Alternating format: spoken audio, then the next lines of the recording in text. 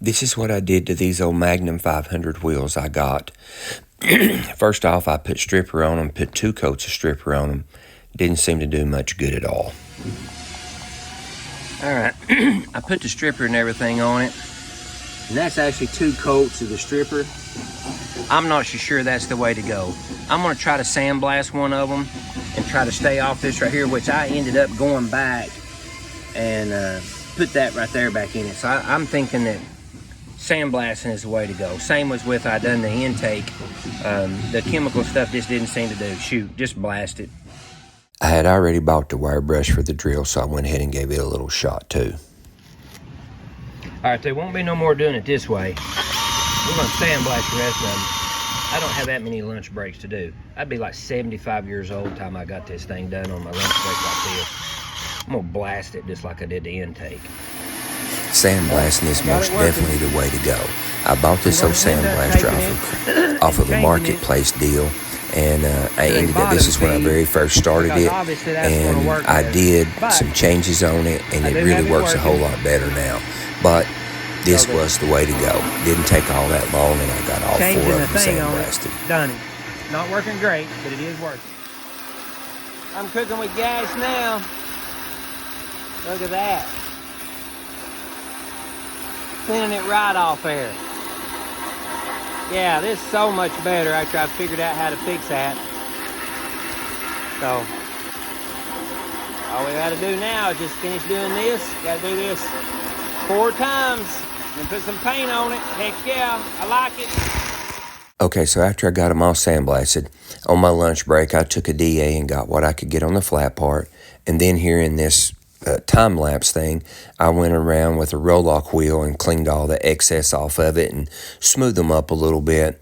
And then I ended up taking a Scotch-Brite and getting it all in the corners and everything to make sure it was all sanded really well and it was all sanded really clean.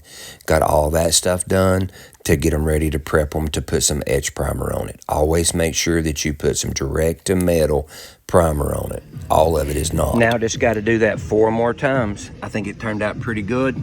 We'll put a little etch primer on it, and then we'll paint them. This is where the shocker of the video took place. I set them up there to get them ready to prime, and I noticed that they're not the same width. How in the world did I not notice that? Okay, I'm usually pretty observant about stuff, but would you believe all this sandblasting, sanding, and everything?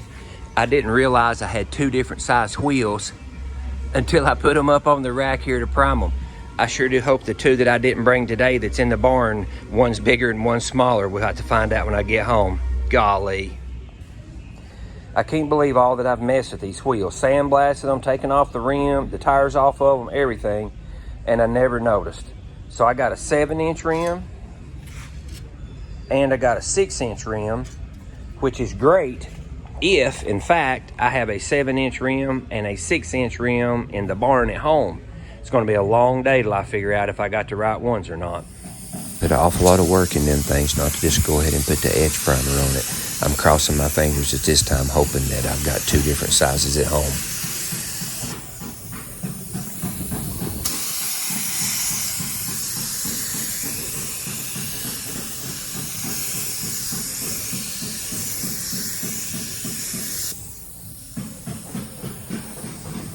Looking pretty good.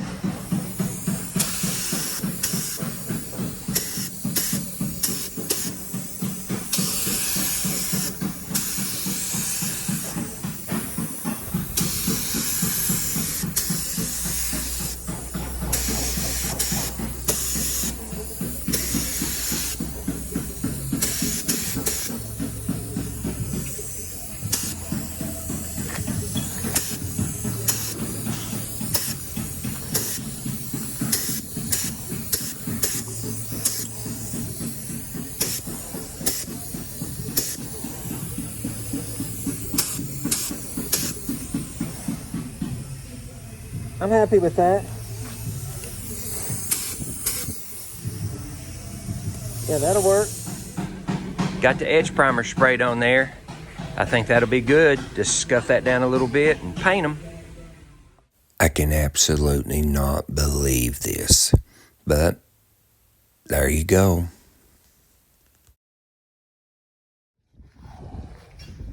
All right, ever since I figured out I had 2 different size rims this morning when I was sanding them to get ready to prime them, I've been anxious, not worried, anxious to see.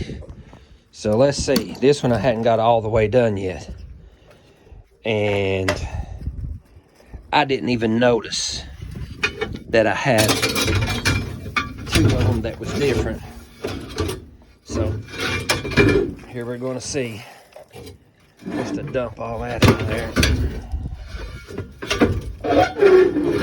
Please be different.